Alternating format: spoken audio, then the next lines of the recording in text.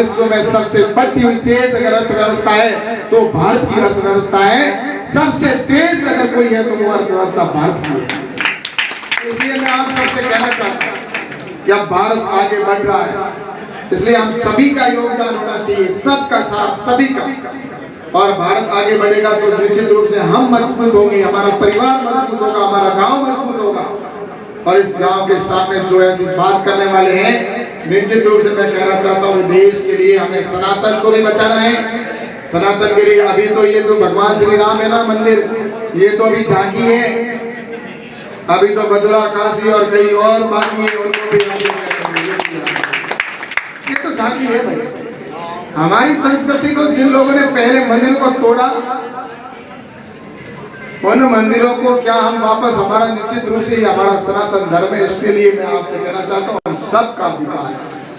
और इसलिए आप सबसे मैं यही कहूंगा कि हमारे देश युवाओं से भी कहना चाहता हूँ कि आपको अपने पैरों के ऊपर इस तरह से खड़ा होना है कि हम किसी के सामने जाकर खड़े हो तो ये कहेगा हाँ ये हमारा भाई है जो आज इस पायदान पर ऐसा ऊंचा ऊपर पहुंचा है।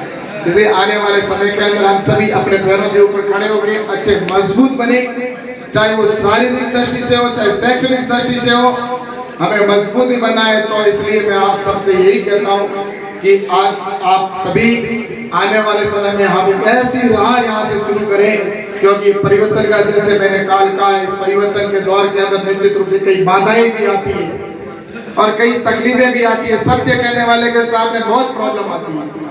सही बात कहने वाला हर व्यक्ति अगर कोई कहता है ना सही बात, तो उसके लिए निश्चित रूप से मेरे क्या है, मन में जो आता है मैं सही कह देता हूँ। और मैंने राजनीति के अंदर, मैं जब राजनीति में आया तब से मेरा एक ही उद्देश्य है कि मैं ऐसी शुद्ध राजनीति करूं और जिसमें सिर्फ मेरा एक ही मकसद रहता है कि मैं मेरे आने वाले जिस जनता ने मुझे चुना है, जिन लोगों ने मुझे आशीर्वाद दिया है, उनकी उम्मीदों पर कैसे खरा उतर के और उनकी समस्याओं को कैसे समाधान करने की बात करें।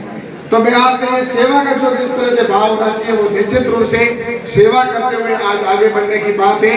तो मैं तो यही कहना चाहता हूँ कि ईमानदारी हमारे लिए सबसे पहले जरूरी है।